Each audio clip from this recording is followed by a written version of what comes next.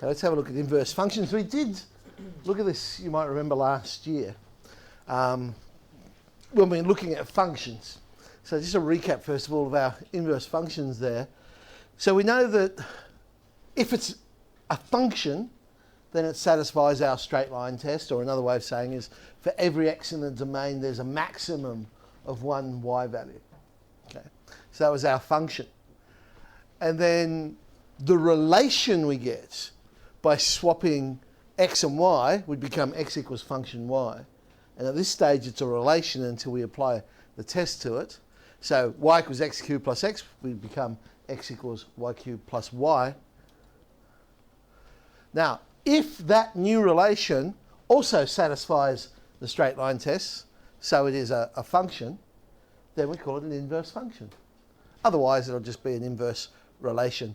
And the symbol we tend to use, it's unfortunate, but it's a -1. So it does look like we're saying to the power of -1, but that's not what it's meaning. It's not reciprocal. And that's why when it comes to trig functions, the inverse trig functions, we have reciprocal ratios. So we never write, say, sine to the power of -1 because we have cosec. And then we don't have that confusion. So more about that when we look at the inverse trig functions.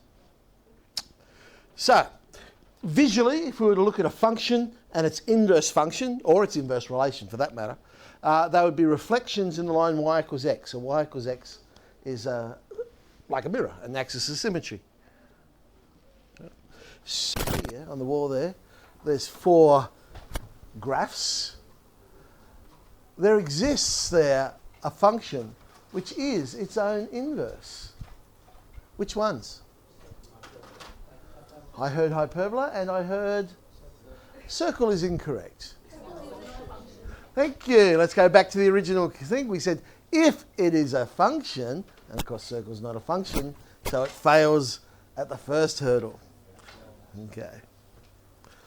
So if AB is a point on the original function, then BA will be a point on the inverse.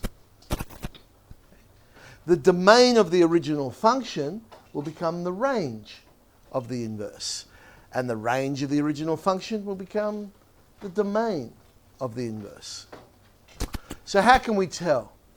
Well, just like we had a vertical line test to tell if there was a function, we can have a horizontal line test to see if there's an inverse function. And that way we can visually just look at something.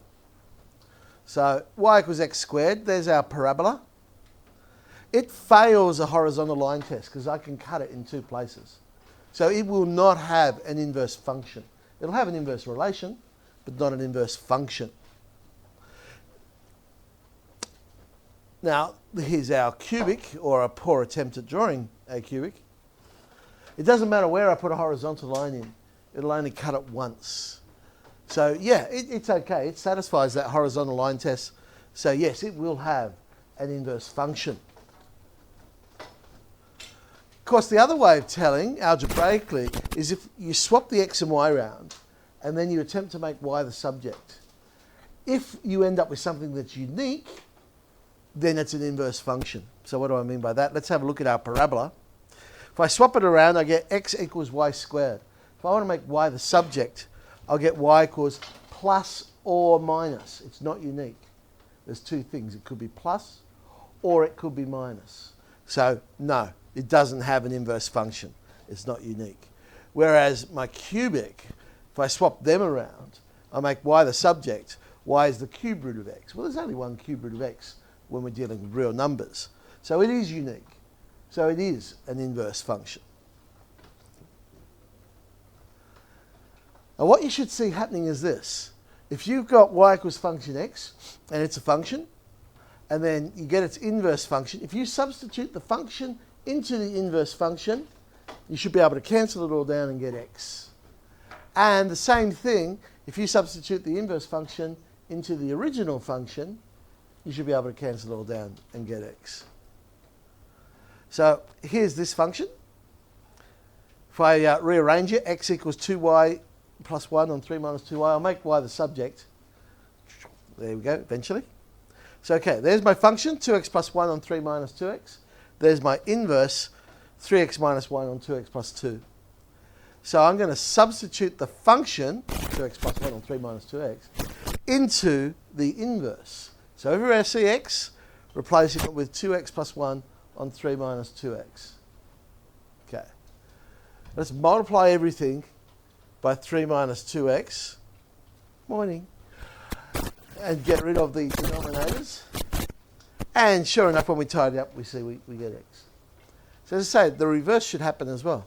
So I substitute in the inverse into the original function. Once again, we get x as well. And that's because inverses cancel each other out. Same as we saw with exponentials and logs. To undo the exponential, we logged, and so on. Now, most of our graphs are not going to have an inverse when you think about it, because most of them are going to fail the horizontal line test. Certainly most of our polynomials, because they go up and down, trig graphs up and down. So they're just going to fail it. So in order to get an inverse function, we have to sometimes restrict the domain. And so what we do is we try and get a piece of the original function to capture as much of the range as we can. That will satisfy a horizontal line test. So we want to get as much of the range as possible. Try and include the origin, if you can, as well. Or x equals 0. It may not necessarily be the origin, of course. So our cubic, we're not going to have an issue. We saw that. Okay, so there's, again, my dodgy y equals x cubed. Its domain's all real x. Its range is all real y. Swap the x and the y's around, we get y equals x to the power of a third. But watch this, something amazing happens. You're going to have to pay close attention, or you're going to miss it. The domain of the new function becomes all real x. Whoa, look at that. The domain is the range of the original one. And the range becomes all real y, which is the domain of the original. See how it changed? Wow. Maybe it's not as obvious with that one. If I was going to draw it, I could draw in y equals x. I know we should be symmetric across it. There we go. So if I am plotting points, key ones to plot are ones that are on y equals x, of course. And then I could get my ruler and pick some other ones like well, it's not a vertex, but for want of a better word, where it sort of bends, if you like. I can measure how far it is on that side of y equals x and then plot on the other side and so on, until I've got enough points to get a graph. It does bring up an interesting question that are sometimes asked with inverses. And sometimes they ask you to find the point of intersection. And people often make the mistake of trying to solve x cubed is equal to x to the power of a third. Well, you don't have to, because you know they intersect on the line y equals x. So you can just make y equal to x and then solve that, and it's a lot easier than making y equal to x to the power of a third. So you use the fact that that point of intersection will be on the line y equals x. Okay, let's have a look at our exponential. Our basic one, there it is.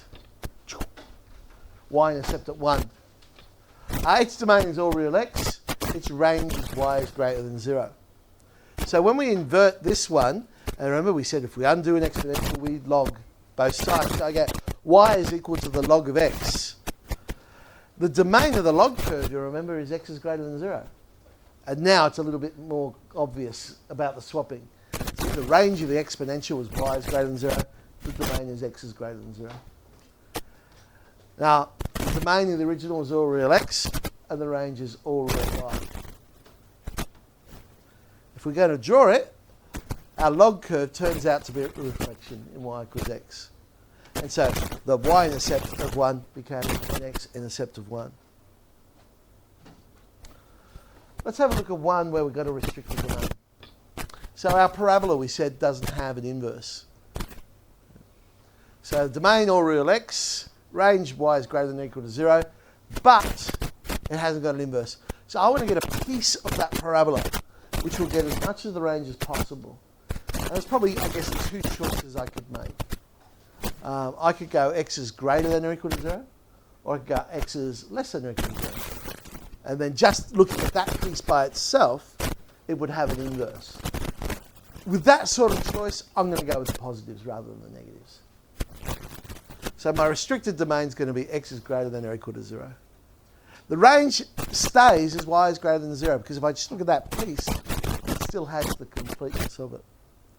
So my new function will be y equals x to the power of a half. The domain will be the range of the original, once we've restricted it. Y is greater than or equal to 0. Well, no, in this case, it was the same anyway. The range will be the restricted domain of the original. So x is greater than 0 was there, y is greater than 0.